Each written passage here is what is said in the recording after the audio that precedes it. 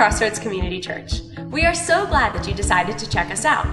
You are invited to visit us in person at 9 or 11 a.m. on Sunday mornings. If you would like to partner with us in our mission to connect others with God, you can visit us on our website at www.crossroads.cc and click on the Online Giving tab. We hope you enjoy this sermon from our most recent service.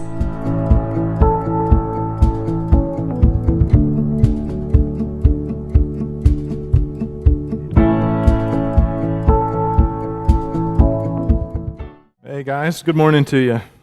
Anybody feel like that's your house at home where you live? It does for me. I wanted to say real quick that yesterday, my appreciation for our worship team went through the roof. I was at a funeral yesterday, and they didn't have anybody to lead the music, and so they asked me to do it on top of the message and everything else. So I was like, well, nobody else is here to do it. I'll do it. And I'm telling you, it was just a lady over in the corner with an organ, and me trying to help sing songs that I had heard my whole life and sang my whole life, and I could not find the right tempo, I could not find the right key. It was horrible. I was so embarrassed, but I just kept singing, and everybody kept trying to follow along with me, and it was so awkward, but man, it makes me appreciate our team and all that they do, and and it's not only just about the talents, it's about their heart for worship. I mean, they have a desire every week just to bring us to the throne room of God and to get to that place where we are able to hear what he wants to say to us today. So we are in a series called Address the Mess. We're finishing it up today, and we've been saying along the way, one of the things we've been saying through this series is I know a mess when I see one because I am one. So we can kind of pick up on the messes of other people because we know their messes, and we recognize it in them because we have a mess going on in our own life too. So here's the question for the day. Have you ever made a mess messier? Have you ever made a mess messier? Like I think about at home, it was a couple years ago, I can't remember what I was cooking, but we had the flour and the sugar and all those containers of different things, and I picked up the container of flour. It was full to the rim, and I picked it up by the lid and started walking over to the countertop, and when the lid like popped off and the thing went down to the ground, and no lie, when it hit the ground, it shot back up in the sky too. So it was a huge mess. And I'm over there trying to clean up the flour, and the more I tried to clean it up, the messier it got. And it was getting into the cracks of the wood and all that stuff. And I was like, Heather, just don't come in here. You do not want to see this. Just go to the mall, go next door, do something because you don't want to see this. I don't know if you've ever felt like that. Or maybe not saying that I've done this either, but maybe you've spilt a can of paint in your garage or something and tried to wipe it up. Any of you? Anybody? Just me? Okay. I do those kinds of things from time to time, and it's those moments when we make our mess messier. We've been talking about messes like financial messes and marriage messes and maybe professional messes, academic messes. Maybe there's some kind of addiction kind of mess going on in your life. We've got all these kinds of messes going on in our life, and today we want to talk about how not to make that mess messier. We're going to talk about the ER of the messy, okay? The messier. How can we not make the mess messier? And to do that, I'm going to talk about one of my favorite passages in the Old Testament. And if you've been in church or read your Bible before, you're probably familiar with this story. And I want you to not run to the end. Hopefully you can kind of track with us as we go through the story. But this is a story that happened about 1000 BC, and it's a story of David before he became king, okay? So you probably know some of the stories of David, maybe the story of his adultery, maybe the fact that then that became a mess that he began to lie more about and tries to cover that up, and then it was murder, and so you can kind of see how messiness gets messy, but we're not going to talk about that story today. We're going to talk about a story that David actually did pretty well, not making a messy situation messier. And so if you know the story, let me give you a little background. Samuel, who was a prophet of God, God told him that he was going to anoint one of the people a king. And so Samuel kind of goes into town. He goes to the house of Jesse. He looks at all the sons of Jesse, and none of them God whispers into his ear and said, they're not the one. And he says, is there anybody else? Are there any brothers or sons? And yeah, there's one more. He's in the field. He's the shepherd boy named David. And so go get him. I'll wait here. And he comes in. And as you know, at that point, that Samuel anoints David as the king. The problem is that Israel already had a king. I want you to see the mess that's starting to build, okay? They already have a king. They have an adult king, Saul, and now they have a young shepherd boy king named David. And as time went on, David's fame began to rise more and more. He kind of had a claim to fame moment with Goliath. He went out to check on his brothers, and there's this giant, you've heard this story, this giant, this Philistine army that's standing there and just, saying things about the Israel army, saying things about God, and David just is like, well, I've fought a bear before, and I've fought a lion before, and you know what, I'll fight Goliath. And he goes out with his sling and his stone, and he kills Goliath, okay? And so at that moment, that was like a claim to fame moment. His name was known everywhere. Like, this is David, the guy who slayed the giant. And as he's going through all of these things in his life, it was like God's hand was on him, and nothing he could touch would go wrong. In fact, 1 Samuel 18, verse 14 says this about David. It says, in everything he did, he had great success because the Lord was with him. He was like the golden boy. Anything he touched went well. When Saul saw how successful he was afraid of him. But all Israel and Judah loved David because he led them in their campaigns. And so, interesting thing happening here, even though David didn't have the actual title king, he stepped up into leadership, and because he was leading, they looked to him like a leader, like a king, even though he was just a young boy. And he would lead them into battle, and he would win the battles. And so he became a leader and a king in a sense, even though he didn't have the title. You can see how messy this is going to get. And Saul's anger and jealousy towards David begins to rise higher and higher and higher. And then one day, one of Saul's daughters kind of starts making eyes at David, and David starts making eyes at her, and it's kind of like this moment where Saul's like, aha, now I know how I'm going to get rid of David. And he says to David, the prize for my daughter, the dowry or whatever you have to bring to me to have my daughter as your wife is a really interesting piece of the human anatomy. To go out to the Philistines and to kill 100 Philistines, and the bloody evidence would be a part of the body that he would bring back. You can read that for yourself at some point. I'm not going to talk about it here. Just know that I was reading this story to my son when he was about 5, and he's like, Dad, what's a blah, blah, blah? And I'm like, no, we're not going to talk about that, and we moved on. But anyway, you can read it for yourself. I think I've piqued your interest. Think you all are going to go home and look at that now, but he says, you got to bring back the bloody evidence of 100 Philistine men, and David and his men go out, and they actually don't just kill 100, they bring back the evidence of 200 men that he killed. And so his plan didn't work, that would be what would get rid of David. It didn't work. And so, again, Saul's anger and jealousy continues to grow more and more and more and more, and you say, well, what does this have to do with address the mess? Well, this is messy, okay? Got an adult king and a young guy that's been anointed king, and they're both, this kind of situation going on between them. There's jealousy, there's all this stuff going on, and David would probably stand back and say, I didn't ask for this. I didn't ask to be king. I didn't ask for Samuel to come over to our home that day and anoint me as king. I didn't ask for that. When I killed Goliath, that was just, this guy was taunting Israel and the people of Israel and taunting our God that we love and serve. And I just did what anybody else would do, right? And I just led in these battles because I had the leadership ability. Nobody else did it. I just did what anybody would do. And I didn't ask for all this fame. And it just keeps getting messy and messy and messy to the point where it finally escalates. And one afternoon, Saul completely loses it. And he asks David to come into his room, and David enters into the room, and he plays music for Saul, and Saul tries to kill him there, like throws a spear at him and tries to pin him to the wall. And at that moment, David was on the run, and he just took off from there. He was a threat to the king. He was a threat to the kingdom, and he just went and hid in caves and in the wilderness and wherever he could kind of get away. He was a fugitive or an outcast in a sense, and other people who were, that had some issue with King Saul began to circle around him, and they began to train, and he comes up with this mighty army of men that were with him as he was going along the way. And it was at this moment in the story that things get really interesting. So if you look at 1 Samuel chapter 24, you guys hanging in with me? All right.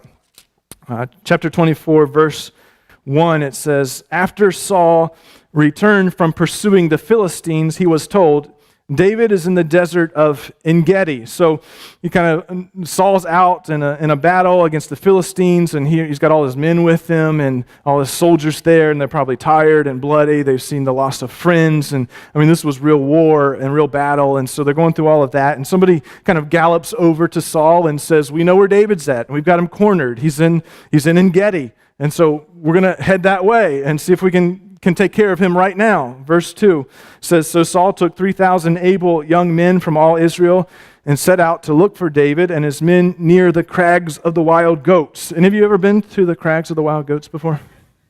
I haven't either, but if you've ever looked at or been to this area, you kind of know there's a lot of desert, there's a lot of mountains, it's a lot of rocky caves. There's a little bit of grass and some springs, and so David's kind of hanging around one of these springs near a cave near the crags of the wild goats. So verse 3, he came to the sheep pens along the way. A cave was there, and Saul went in to relieve himself. Isn't that interesting? Bathroom humor is always funny humor. So this is why you need to read your Bible, because there's a lot of really cool things in there too. And I know that in student ministry, like anytime you talk about going to the bathroom or whatever, it's fun. So that kind of humor. So he goes in to relieve himself. And here's the deal. David and his men were, guess where they were? In that cave. Kind of far back in the cave. So here's Saul, they're kind of galloping along to go to the crags of the wild goats, and he's like, "I got to go to the bathroom." So there's a halt to the whole group of people, and Saul climbs off his horse or mule or whatever he's on and kind of makes his way into one of these caves where he can relieve himself, and David's in that cave. He's in that cave.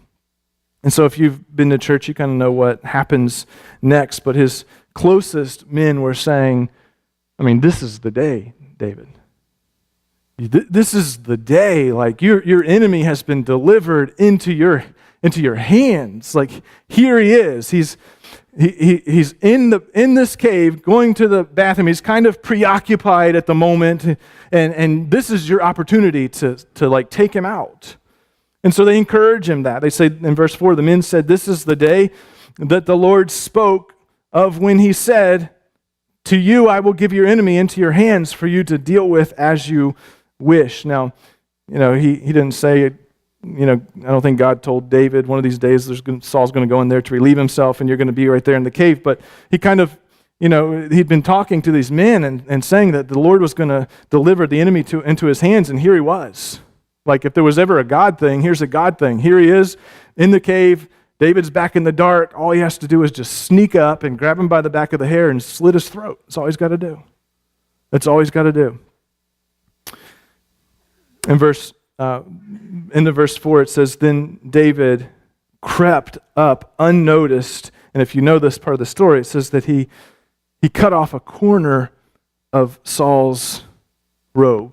What are the odds of this, right? Like imagine the drama. Imagine the mess. He's being chased down and hunted, and he's back in the cave, and here comes the man who's been hunting him. He's right there, ready for him to take his life. Everyone's like, "Go get him, David, go get him, David." And he starts creeping along on the bottom of the cave, on his belly, getting closer and closer to where King Saul is, and all he's got to do is just stand up and kill him, and he's the new king. But instead, this man in a vulnerable position in this cave, he actually just takes off the corner of the robe of Saul.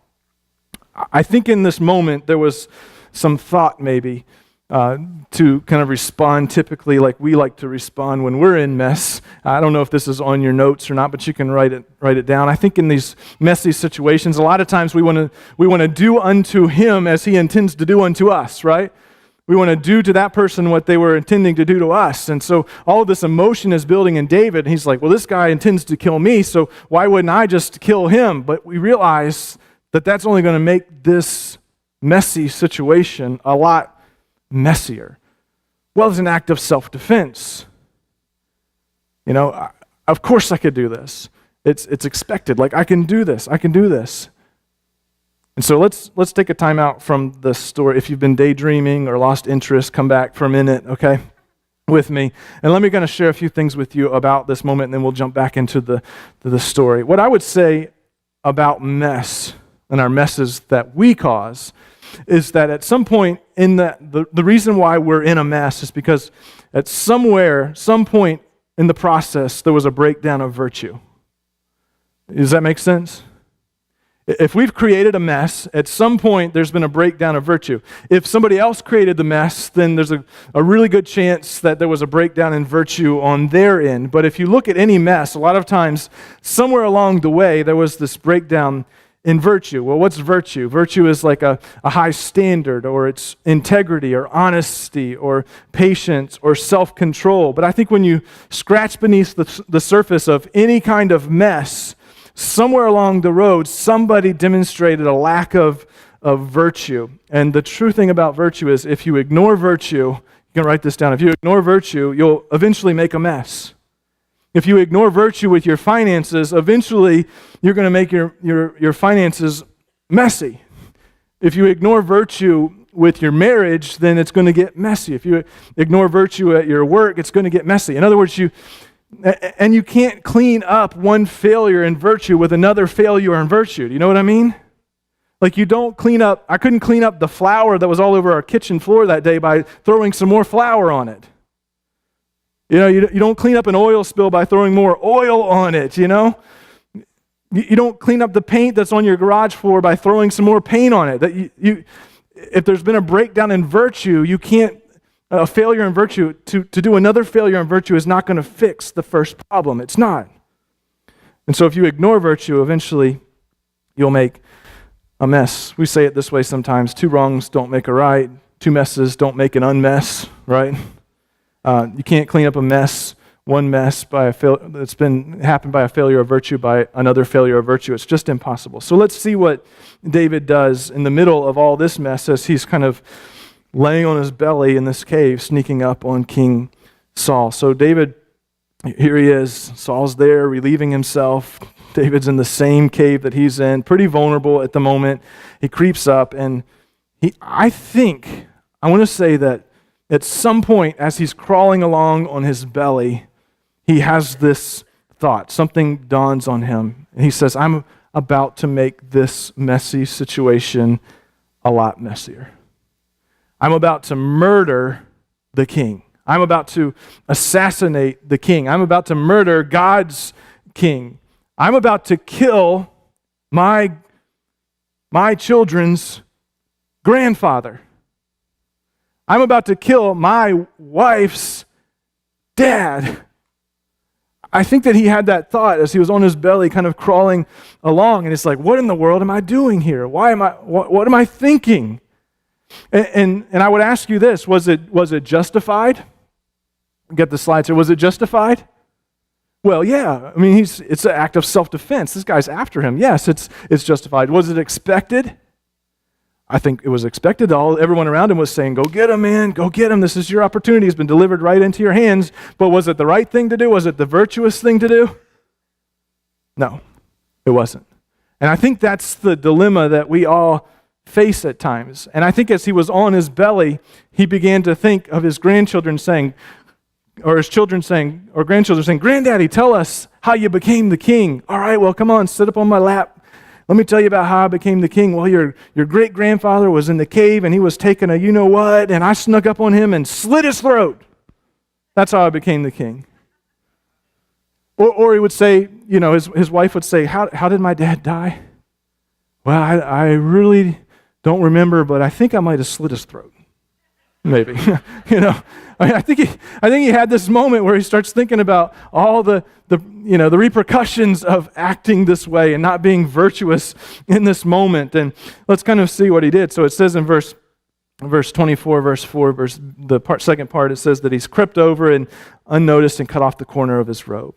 Verse 5 says, afterward, David was conscience-stricken for having even cut off the corner of his robe. I think that's really interesting, that even that one piece, like even though he didn't slit his throat, but just the act, the non-respect for the person that was in the position of king that God had placed in that position, just that act of not respecting that, he still was conscience-stricken for what he had done. And he said to his men, "The Lord forbid that I should do such a thing to my master, the Lord's anointed, or lay my hand on him, for he is anointed of the Lord." With these words, David sharply rebuked his men and did not allow them to attack Saul, and Saul left the cave and went his way. So kind of imagine Saul heading out of the cave. He's just used the bathroom. He doesn't know that there's a piece cut off of his robe. He kind of heads back out, gets on his horse or whatever he's climbing on. I mean, this could be a movie. You know what I'm saying? Like, this could be a movie. I mean, it just keeps building and building and building. So David goes out. So here's Saul. He kind of walks his way back up to where the 3,000 men were, climbs on his horse or mule or whatever he's on, and David comes to the mouth of the cave and is like, "Woohoo! Looky here!" He starts waving around this piece of Saul's robe, and at that moment, like, everybody knew what had happened. Everybody knew what had just happened. And David went out, verse 8, to the cave and called out to Saul, "My lord the king." When Saul looked up behind him, David bowed down and prostrated himself with his face on the ground. So kind of imagine Saul off a bit, and here comes David out of the cave and calls out, "My lord and king." He's got the piece of the robe in his hand, and he falls down on his face, and I can imagine Saul kind of squinting, saying, "Is that who I think it is?" "Yeah, my lord, that's your son-in-law, David. He was in the cave." And everybody knew at that moment that he had spared Saul's life. Verse 9 said, he said to Saul, "Why do you listen when men say David is bent on harming you? I've just proved you. I'm not going to harm you. This day you have seen with your own eyes how the Lord delivered you into my hands in the cave, and some urged me to kill you, but I spared you. I said, I will not lay my hand on my Lord because he is the Lord's anointed. See, my father, look at the piece of your robe in my hand. I cut off the corner of your robe, but I did not kill you. See that there is nothing in my hand to indicate that I am guilty of wrongdoing or rebellion. I have not wronged you, but you are hunting me down to take my life."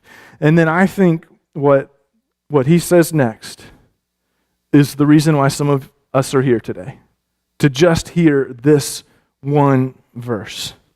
It says, "May the Lord judge between you and me, and may the Lord avenge the wrongs you have done to me, but my hand will not touch you." In other words, you have been hunting me down and trying to kill me. You have hurt me. It is justified for me to strike back. It's expected for me to strike back in this moment, but the Lord will avenge. The Lord will avenge. And I'm just going to stand back, and my hands are not going to touch you. And do you know that just 7 chapters later, an arrow pierced Saul's chest, and he died. And David became the king. So, real quick, let me give you 2 truths and 2 questions, and I'm going to work through it real quick here. I'm going to go quick. 2 truths. Number 1, every mess comes prepackaged with some bad options. Every mess comes prepackaged with some bad options. Maybe I should just borrow more. Maybe I should just lie bigger. Maybe I should just destroy the evidence, or hide, or make up a story, or shoot back a mean text because they've hurt my feelings. Every messy situation comes with a list of prepackaged options. And I'm guaranteeing you right now that if you choose one of the bad options, you will make the mess, what? Messier. You will. You will. So ask yourself, is it justified? Heck yes. Is it expected? I think it is. Is it the virtuous thing to do? No.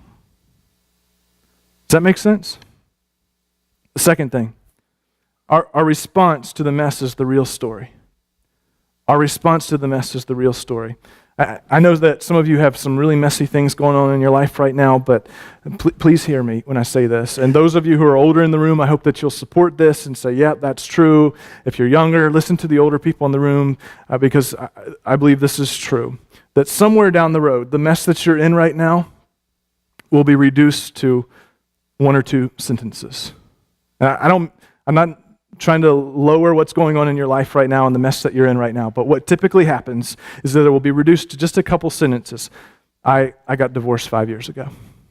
I filed for bankruptcy 8 years ago. My mom and I, or my dad and I, or my sibling and I were in a big fight, and it was a horrible disagreement 3 years ago. I think it will all be reduced to those kinds of sentences. So the mess, like you can't unscramble eggs, right? You're in a mess. The mess is the mess. The mess is the mess. But what's the permanent part of the story is your response in those moments. What is your response to the mess? That's the real story.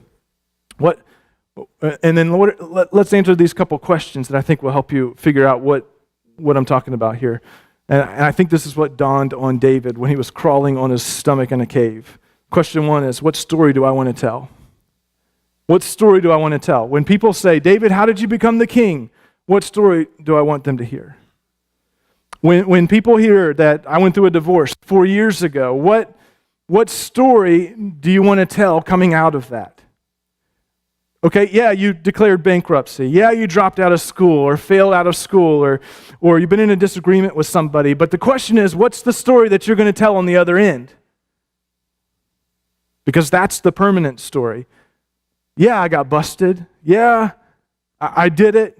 But what's your response? Yeah, I got caught. But what's our response? Yeah, it's messy right now. But what's the response? I think that's the permanent story that will be told in your life. And so let's ask the second question. Which prepackaged option will I choose to be my part of the story? Which prepackaged option will I choose to be part of the story? What are the options? Well, one option is to fight back. One option is to lie. One option is to cover it up. But what is the right option? And I think you already know the answer to that, don't you? I think you know what the right one is. It's the virtuous one, right? It's the virtuous option. Yeah, I faced up to it. I told the truth. I turned myself in. I apologized. I decided I'm not going to drag my ex-husband or ex-wife through the mud. I told my boss that it was me, and I'll stand up and face the consequences.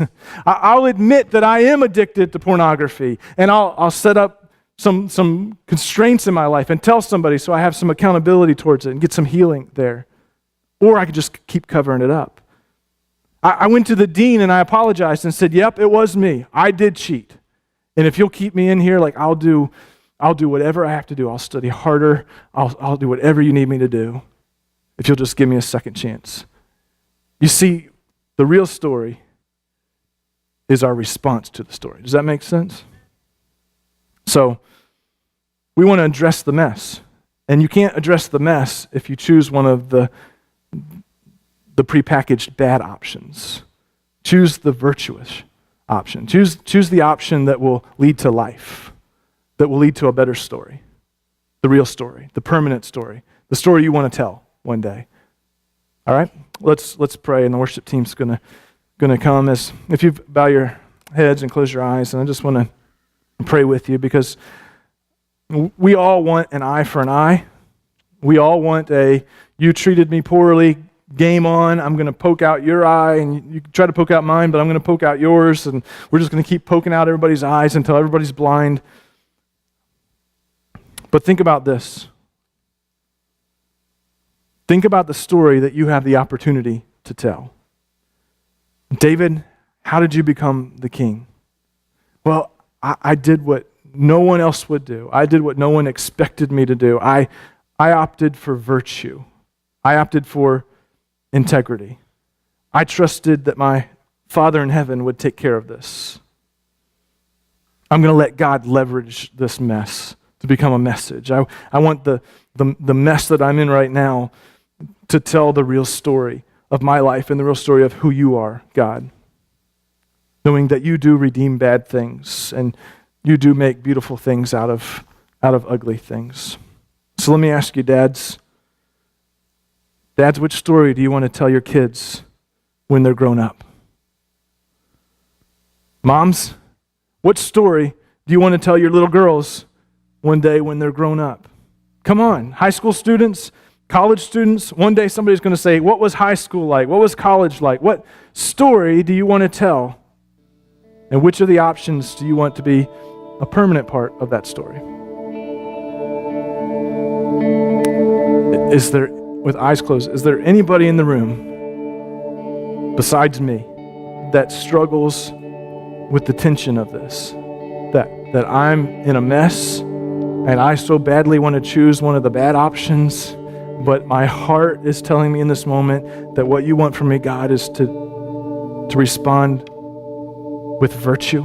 Is there anybody in this room that would just raise their hand with me and just say, I am struggling with the tension of that right now? Thank you. I just want to pray for you. God, it is so much easier to stand up here and to talk about it from the stage than it is to walk off the stage and actually do it. And I know that, and you know that, and we all know that in the room. But God, I've just sensed all week that you were going to send somebody here this weekend that would probably think somebody called this pastor and told them my story. Somebody called this pastor and told them what's been going on in my life the last 2 or 3 weeks or two or 3 months or maybe the last year. And how could this be? And I just want you to know that it's not me. It's not me. And I just pray in this moment that God would just confirm the fact that God is speaking to you. I'm not speaking to you. You're speaking, God. And God, I lift up the single guys, the single women, the married ones, the married women, the married men. God, I lift them up because we're constantly reaching for the options that we're going to regret. And God, I pray that for those who have raised their hands today, that you would give them the courage to trust you and to follow you and to say yes to you and to write a story that's worth telling someday. Maybe to their kids, maybe to their grandkids, maybe their great-grandkids. But Father, whatever comes to mind in this moment, whatever you've stirred in our hearts to do, God, would you give us the wisdom to know what it is and then the courage to do it and to listen. And God, we know that you have called us to follow you. And so we follow you. And it's in the name of our Savior, our Creator, our example, Jesus Christ, that we pray. Amen.